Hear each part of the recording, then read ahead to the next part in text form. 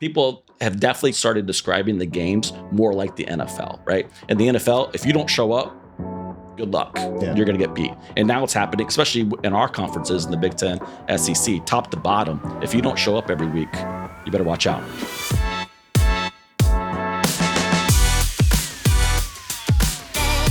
Welcome to Money Market, a Bank of Tampa podcast. We highlight the businesses, expert advice, the local economy, and points of interest in the Tampa Bay market.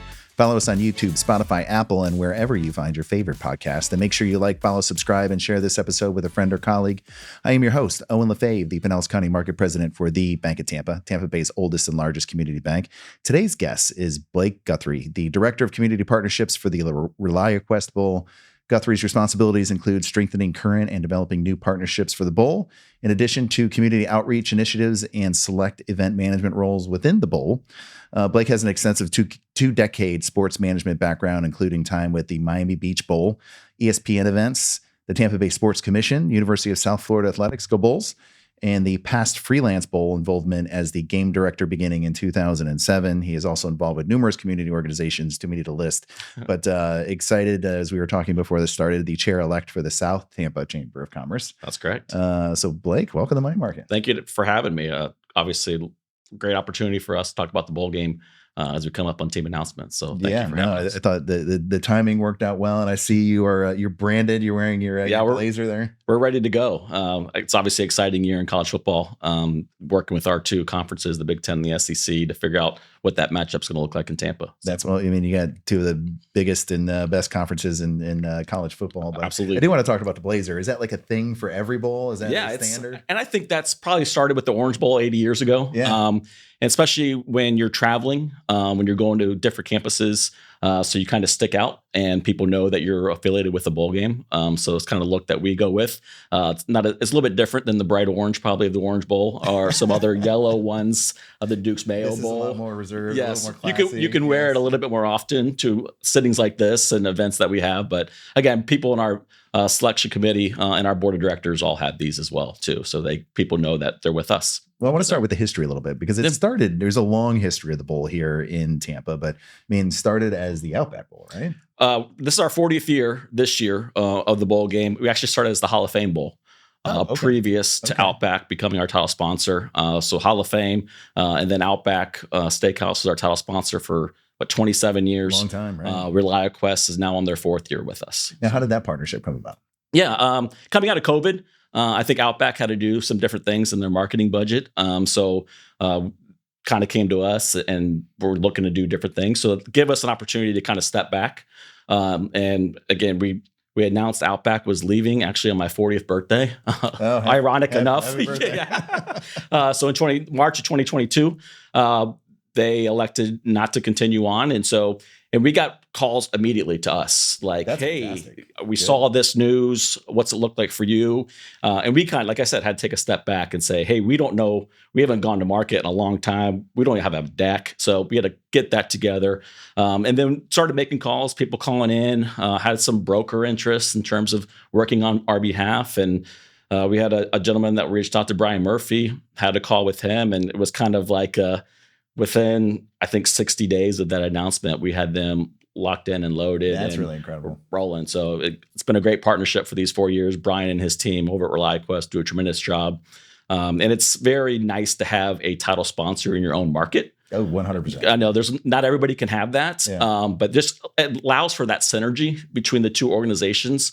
Again, when Outback said they're out, people are like, did you lose your job? Did you lose your office? Like, no, we're good. Yeah, so we're just looking for a new title sponsor. Yeah. So having them and the growth model that they had too, right? So they signed on. I think they had their $1 billion evaluation in that same time frame, and obviously they've exploded over the last 3-4 years. And we're just along for the ride with them, and just glad to be partners, happy to be partners with them as they go through their growth as well. Well, I know part of that value proposition with a company like that, and of course we know them because they've been in our backyard, and there is a certain amount of conscientiousness and awareness of them, nationwide, but having something like the bowl to put your name on, I mean, tremendous from a marketing perspective, I would imagine. Absolutely. And I think for them, it's a huge television buy as well.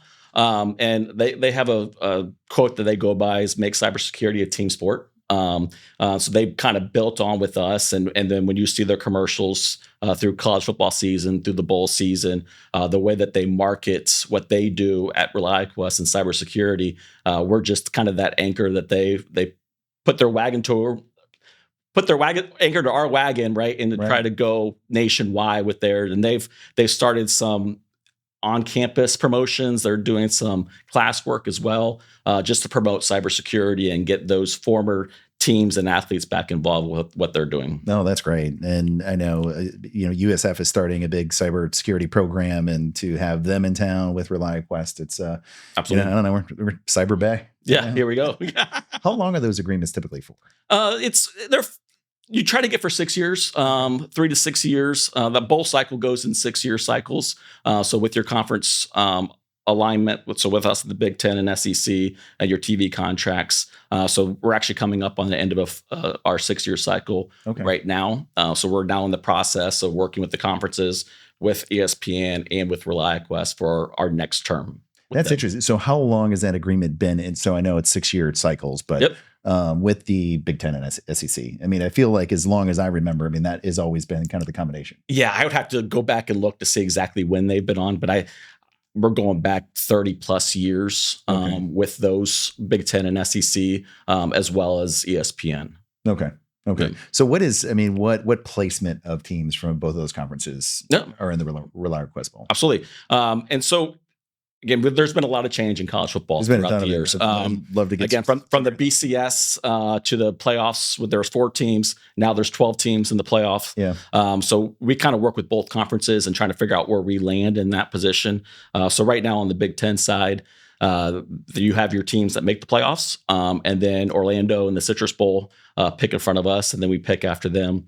On the SEC side, it's traditionally happens like that, but they have a pool of bowl games that they work with that they all consider us kind of equals, and they kind of ask the games who do you want, and ask the teams where do you want to go, and they kind of match them up with our assistants and with the teams as well. Okay.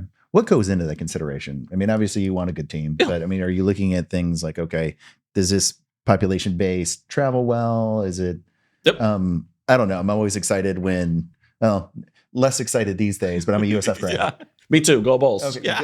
Go Bulls. And so this is a great time to be excited, but I kind of want to travel a little bit. Yep. But I also don't want to go to the Birmingham Bowl for like the 5th year in a row. Like some variety. But so, I mean, are you hoping to get people from farther away that travel, stay here, spend some money? I mean, what is the strategy? Yeah. So there's a few different things you're looking at. First is records. All right. Yeah. And finding out, and we can go back into like October, beginning of November, and start looking at who is going to be playing above us. And again, that can change any week with an upset, but you typically can point out your 2 or 3 teams that are going to be in the playoffs, and then you got kind of the bottom side of it too. Like you can say some teams haven't done as well as they should have been, or they're just not having a great year, so they're kind of at the bottom of the pecking order. And so you're mixing in the middle and kind of seeing, okay, there's a few things outside of record, right? When's the last time they were here?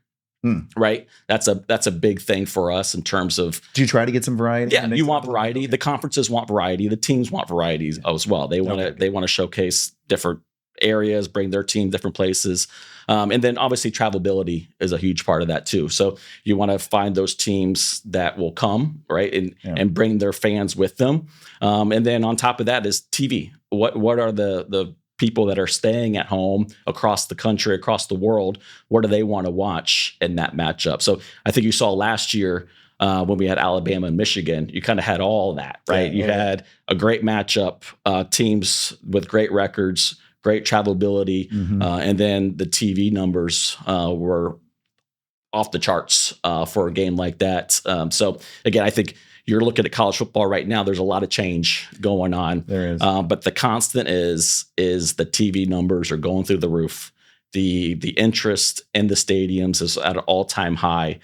So we're just trying to finagle our way and keeping involved with that. But no matter what happens and all the changing and the playoffs and the NIL and the transfer portal, the interest has never been higher. Is there an opportunity for you all to position as you're redoing these to be part of that? Because I know we're expanding to like 12 teams now, right? Yep. Expand and be part of that playoff? Yeah, I think at this point, they would come to us. It's not something like, hey, we're interested. If they are ever looking to replace one of the current games, or if one of the current games in the New Year's Six decide they didn't want to do it, yes, we'd be interested. But there's not an opportunity where we can go, hey, what about us? So, but again, like there is with like a Super Bowl. Yeah, right? absolutely. Hey. So the Super Bowl is different. The national championship is different. That goes out to bid. A city bids on it, and then they get awarded. For us, in terms of the New Year's Six, they take care of those quarterfinals and the semifinals. But for us, we're just catching those teams that just miss out on that. Okay. So the bowl isn't just a football game. I mean, it's a whole week-long celebration with events, community programs, tourism tie-ins. How do you think about the bowl as a brand experience in the Tampa Bay area? And I think, too, when you go beyond, it's more than a game, right? I think that's a lot of bowls had that tagline. I think our staff created that many years ago. But you start from the game and then you go bowl week, right? And then beyond bowl week, we have events throughout the year for our members and our sponsors to be involved with. So again, we have an event after the game in March. We typically do a summer event as well. We do an event at Splitsville in the August, September timeframe. And then we have our contract signing party after the two teams are announced. We have our gala. We have a parade. So we try to do it a full year of events. A lot of those actually happen, obviously, in December and during bowl week. But we want it to be spread out throughout the year. So those that are involved with us had that opportunity to experience and have those touch points for people that want to be involved with us as well. That makes sense. Yep. What is it, in terms of just the perception of Tampa, around the country and the ability to attract, a bowl game of this caliber or other large, sporting events? I mean, what do you think that says about our region? I think Tampa and Tampa Bay and Pinellas, obviously we do a lot with Pinellas as well. But the region has changed so much that we benefit from that, right? And when you look at these teams, where do they want to go? If they're not making the playoffs, they want to come to Florida. They want to come to Tampa because of that evolution of what's happened. Again, not only with the beaches, what's happened in Water Street, what's happened downtown, and then just the experience that they get with all of those, plus being a recruiting hotbed. While they're here, they're bringing their recruits in to check it out. And then be able to experience the Busch Gardens, the beaches, the events that we put on for them. We are right there as, yes, we want to go to the playoffs, but if we're not in the playoffs, let's go to Tampa. What would you say some of the most memorable events from the bowls in the past that you've experienced? Oh, wow. I think a lot of the things that you'll see, and again, talking about Beach Day, we do Beach Day on Clearwater Beach outside the Hilton. What does that look like? We have a huge stage, bring out the coaches, the teams come out, the marching bands are out there. The bands actually stay at the beach for the time that they're here. And then again, it's a gathering of all the fans that they have. But you see sometimes when you have these events, you see a lot of these guys are like, I'd rather be going to do something else, right? Or what else can we be doing? And then when they get there, like especially the teams from the Midwest, right? They come down here. So that a lot of the SEC teams, the water's too cold. But you'll see guys, they get there, they become part of the event, and then they start getting with their teammates in the water. And the coach is like, let's go. And they're like, no, we're having too much fun out here. Yeah. So those are the memories that you like to create, right? And you see that. And again, not every event that they want to be a participant in, but they always make sure that they do it and they make the best of it. And that's our goal, right? Is make it so when they get there, it's something that they enjoy and they don't want to leave. But that's where we see that the most is at the beach. What about surprises? And not, I don't want you to throw yourself under the bus, but I mean, when you're planning something at this scale, inevitably something's not going to go right. Yeah. And again, something that happens a lot too, that can happen is weather, right? We had an episode last year where Alabama's band was driving down from Tuscaloosa and got stuck in a storm. And it was like across the board, no one's leaving campus, tornado warnings, lightning. So then you have to adjust based off their schedule. So that can happen too on team arrivals in terms of when the plane's coming in. So there's just so much that, again, you can plan for, and you just have to adapt to keep going. Well, let's talk about your career evolution a little bit. But, I kind of want to ask you first, just, seeing the program go through, the USF program through, Yep. some great times, some low times, and some pretty wild swings, and seeing where they're at today.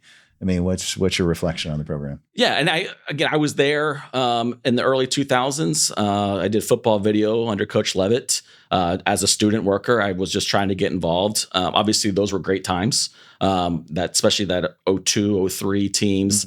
Again, we had some tough defeats on the road, but we had some big wins as well. Going to Pittsburgh back in the day, that was a huge victory for us. Yeah, West Virginia. Yeah, West Virginia, good one. And then again, you have highs and you have lows, and the team has experienced that. And again, the team obviously changes every 4 or 5 years, right? But the people you feel bad for, the staff, but the athletic staff when things go tough, the alumni when things go tough. Obviously, that current team has to deal with that too. But what you've seen over the last few years after a tough spell with Coach Golish getting everything rocking and rolling over there, and again, he came in and it was been a long road for those current players, and to keep those guys engaged, the older guys, and to get 6 wins and now to see what they're doing now. And I think for him and for the team, and then when you look at the whole administration over at USF, starting with Will Weatherford and Mike Griffin to Rob Higgins to Coach Golish to the players all the way down to administration, they're all in a line, right? And when you have that alignment, watch out. And when you have people like Will and Rob leading the charge, it's hold on tight. I'm super excited. Yeah. And I saw Rob recently, and the first thing out of my mouth was like, "Hey, when are we going to sign Golish to a long-term contract?" Yeah, it was extension time. He's like, "I got it. I got all it. Gas, no brakes." Right? That's right. That's right. Yeah. Put it on the floor. So how do you transition from USF to? I mean, what is all the steps in between to get you to? Yeah, and again, I started doing this in high school. Actually, I was trying to get a Bright Future scholarship, and I went to Southeast in Bradenton, a team that's kind of been in the downturn for a little while, but now back. But when I was there, right, late 90s, and our athletic director was the head coach, and I was looking for community service hours. So always wanted to work in sports. I can tell I'm not an All-American football player. Actually, never played a down of football in my entire life. Worked it in my entire career. So I go to him. I said, "Hey, I'm looking for community service hours." My junior year, he throws me some things to do in the parking lot, in the press box. And then by my senior year, I was opening the gates, taking care of the visiting team, taking care of the game officials, which allowed me, we had a very good team that year. We had 7 guys on offense go D1 that were juniors. So I met every coaching staff in the country. So I met up with the USF guys when they're there saying, "Hey, I'm coming there next year. What can I do?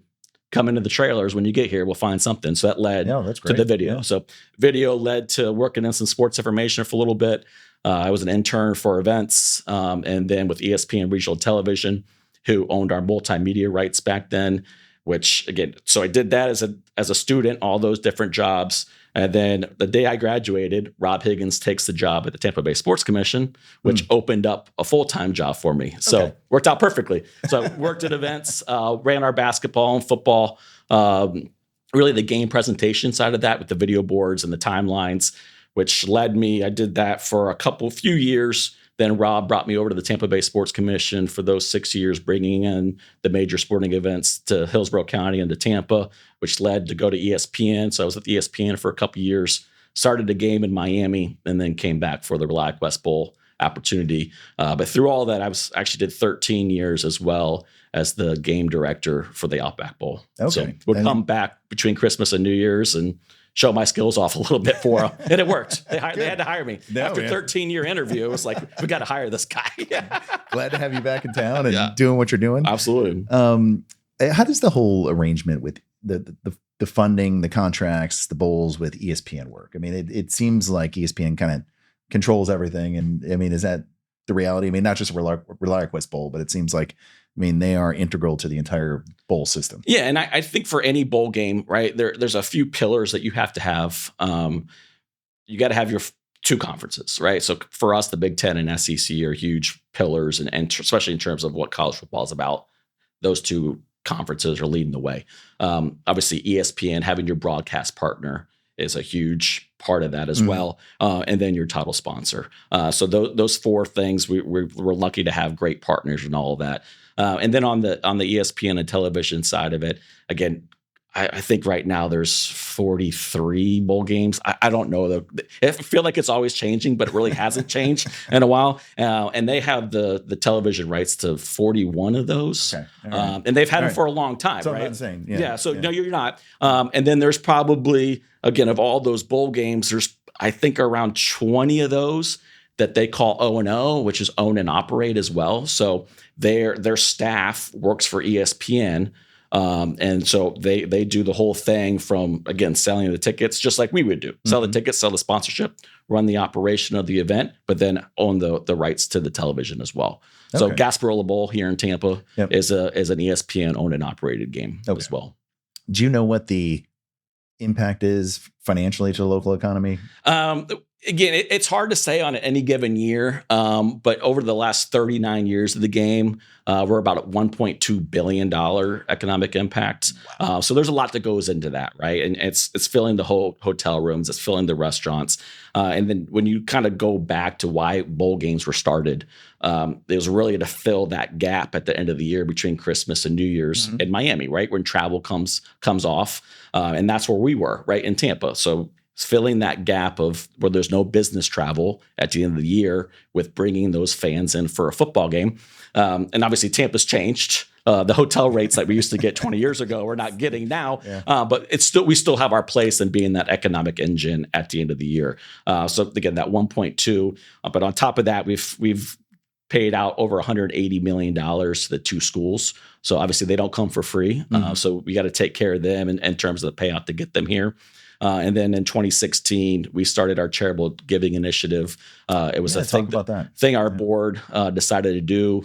Again, they were good stewards, and they're like, what can we do to help our community? So actually this year, we passed $4.5 million that we've given to over 200 charities since 2016, and with the commitment of $500,000 every year. So it's been, again, with ReliaQuest's help, with ESPN's help, with every member and sponsor and everybody that buys a ticket, that we're able to do that at the beginning of each year. And obviously it's all driven by, money.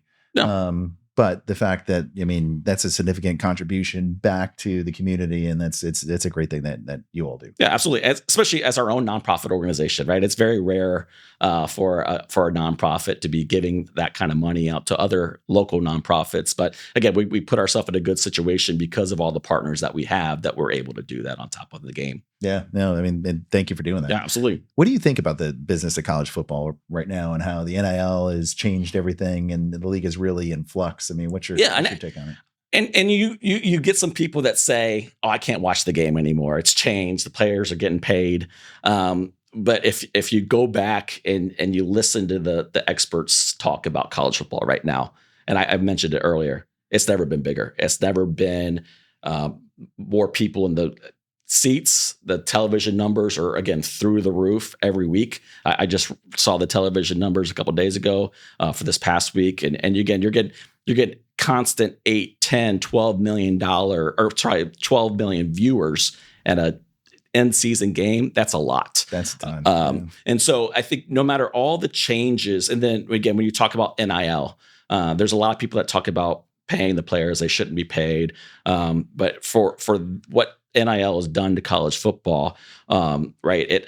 I think one of the best things in terms of the enjoyment of the game is any given week, any team can beat anybody. Yeah. Because with that money, there's players that aren't waiting around for their opportunity. They're going to somewhere else. So when you're matching up the best players in the country every given week, that's going to happen. They're going to beat each other. And when an undefeated team or a one-loss team, that's what it used to take to make the finals or the championship game, the playoffs. Sorry, and now it's you can get there at 2 losses, maybe sometimes 3, depending on your schedule, because the games have been so much better and competitive, and anybody can beat anybody.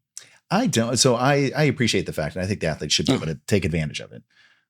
What I do get a little frustrated in it is to see someone who has jumped from, they're there for 5 years and they're at 4 different schools. Yep. To me, there should be some kind of sitting out period and want them to get paid, want them to have the flexibility to move to a different program and have another opportunity. But just the lack of continuity of any team, really. I mean, it's like you turn over half the team every year. Yeah, and again, I don't see that. I don't know if that's going to change. I don't know what the feedback is from the NCAA or the conference commissioners. I just like I said, the competitiveness of it all. Right. And I would agree with you there. And just making it, and then if you go back to when it was a 14 playoff, when your team had 1 or 2 losses, you were done. You're packing it up. Yeah. You were done. Now you go all the way to the very end of the season because you still have that opportunity to make it.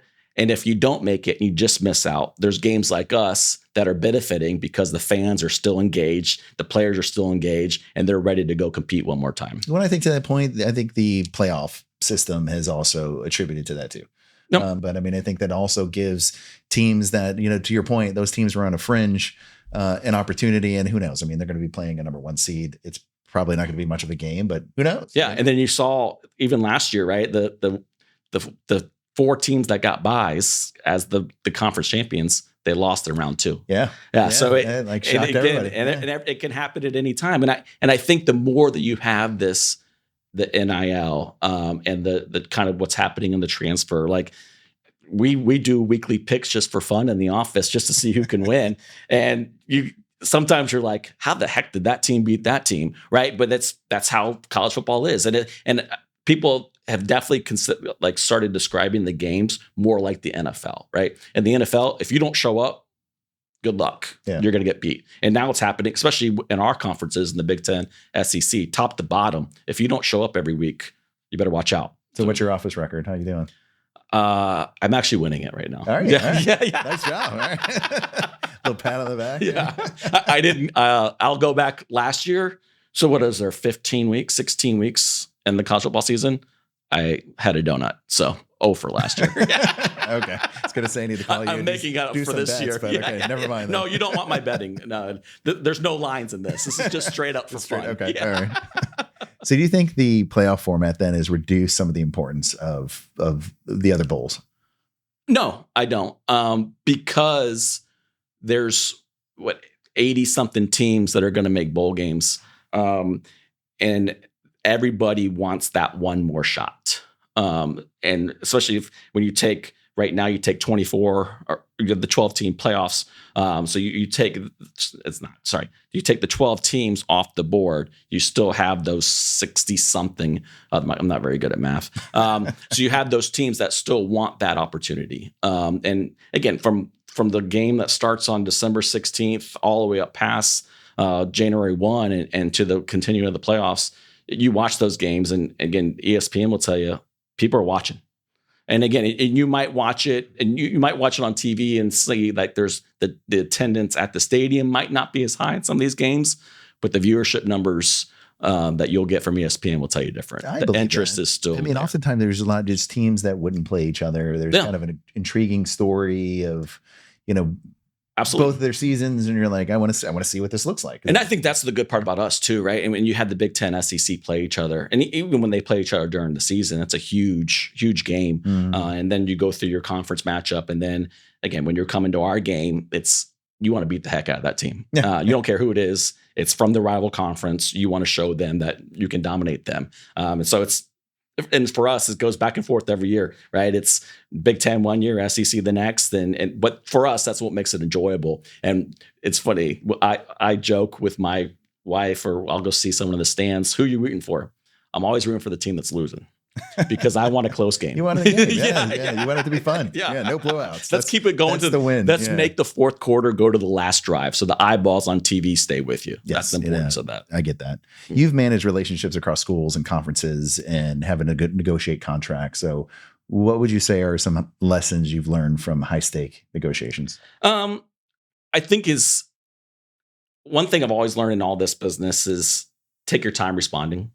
Right, let them go first and kind of see what they're thinking before. Take your time, review what they sent you, and don't be quick. Like take a couple days if you need to. Talk it through yourself. Talk it through with your teammates as well to see what's the next move and making sure that you're presenting your best foot forward in that response. Okay, no, I think there's a lot of value there. Any particular like leadership lessons you've picked up over the years that you think are worth sharing? I think some things that we talked about in the office, right? Too, and again, we take leadership in the office really elementary, I would say. And if I said it to you, be honest, Okay. right? Work hard, Okay.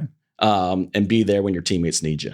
So again, how elementary that sounds, when you put it across a staff or you put it with all your volunteers, like if you're loyal, you work hard and you're honest, there's a lot that can come out of that. And I do that. We only do it the staff, but when we're talking to partners across the Tampa Bay area, with our sponsors, with our members, our television partners, like if you can live by those three things, that you're pretty much set up for success. I think I wouldn't say that's elementary at all. I mean, it is. It sounds elementary, but when you put it in perspective, those three things are huge. They're criticals and just like foundation to any good business practice. Absolutely. Establishing your relationships and reputation within the market. Yep. I think the tricky part is just, it's probably, given all the negotiation you have going back and forth and the money going around, is just executing on that and being disciplined and doing the right thing because it's the right thing. Yeah. And I think for us too, in terms of our relationships, again, ReliaQuest we're on our 4th year with them. But when you go back to ESPN and the Big Ten and the SEC, 30 plus year relationships, not much changes from contract to contract in those, but just being good partners.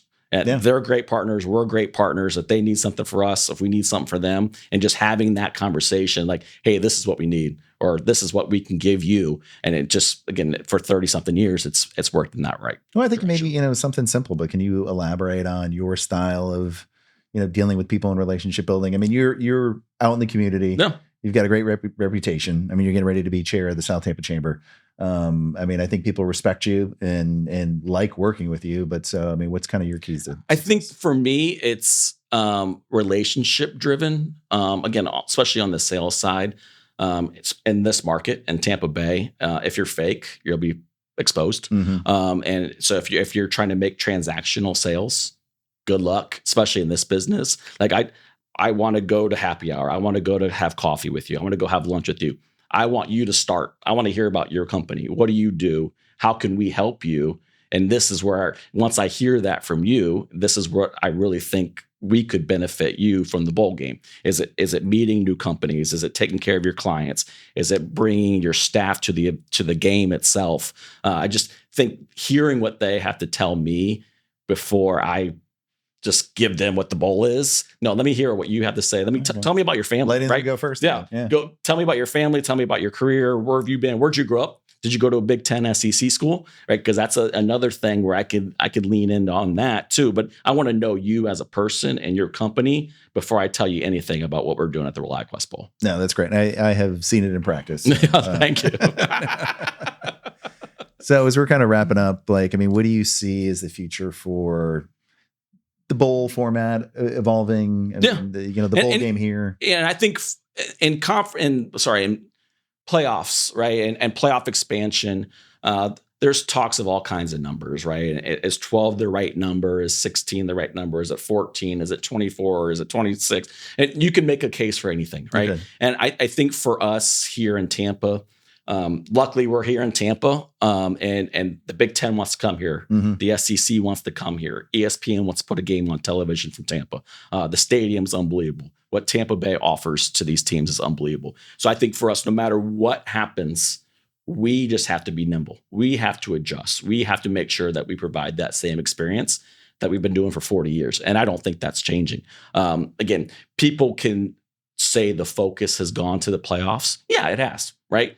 Has postseason focus gone to playoffs? Yes, but we still get our shot, and we're still pulling TV numbers that prove that. Our attendance is proving that. So again, there's always going to be room for games like us in our market. Now, you had mentioned the stadium, and I think it's a fantastic stadium. But great stadium. But I also had heard this stat, which kind of was astonishing to me. And you think through it, it is the 4th oldest NFL stadium. Okay. And I mean, it has held up remarkably well. But I also know that there's going to be a big ask for renovations there. Yep. I mean, the feedback you get, do you feel like the stadium is antiquated in any way? I don't. I think between the Tampa Sports Authority and how they maintain that stadium, then what the Glazer family has done with Brian Ford and the Bucks, and the commitment from the county too, and making sure that they're staying on top of the video boards and the suites and the common areas. And again, I've always said that if you walk through just the concourse of that stadium, if you see a piece of paper on the floor, I'd be shocked. Yeah, because they do such a good job taking care of the building. And again, they're still going to get those renovations. I think when you see updated video boards and you see the look of what's happening in the club levels, every year they tweak a little they do something. They do something to make it stay relevant. Yeah. And again, relevancy in this is all that matters. And like I said, the Bucks and Tampa Sports Authority and Hillsborough County have done everything they can to make that place top notch. And our teams love it. They love coming to play there. It's a great experience for them to be playing in an NFL stadium. The surface, the grass is one of a kind. I think it's mostly voted almost every year by the NFL players as the best playing surface in the league. So when they want to play here, yes, absolutely, that's a win. Yeah. All right, I got a lightning round. Last question before I jump to that. What do you see the bowl looking like 10 years from now? 10 years, again, I don't see a lot of changes. Okay. I still, again, do I think we'll be a playoff game? No, I think we will be looking at that 9-3, 8-4, providing the best experience for the Big Ten and SEC with ReliaQuest with us and ESPN.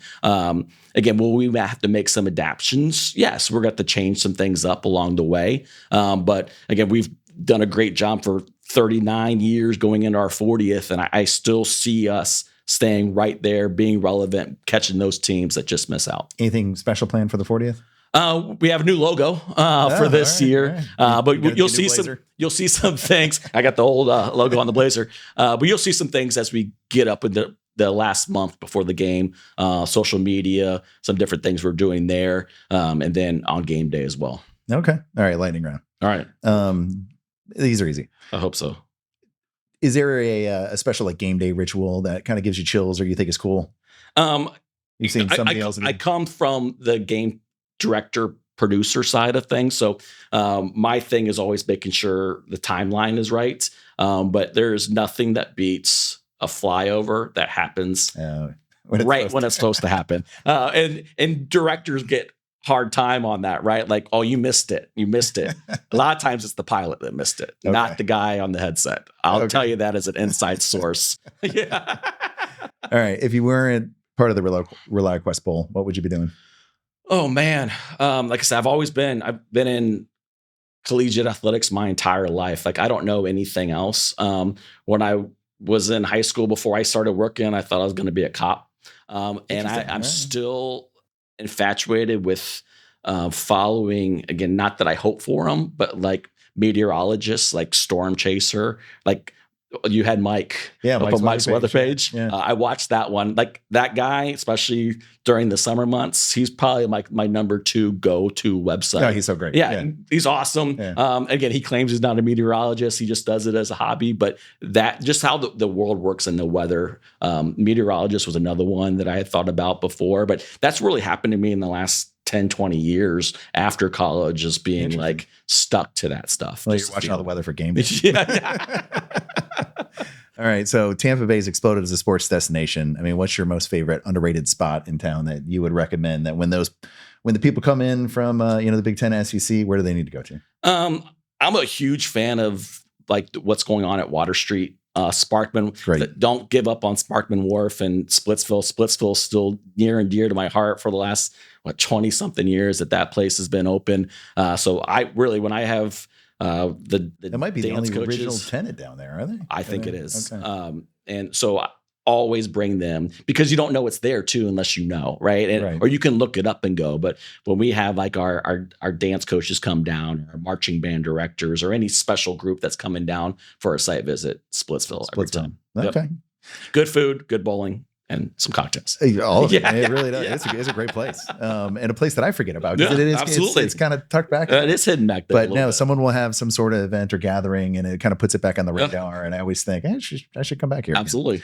Okay. So anybody that wants to partner with you on the bowl or reach out to you, how would you recommend they do that? Yeah, just ReliaQuestBowl.com. All of our information's on there.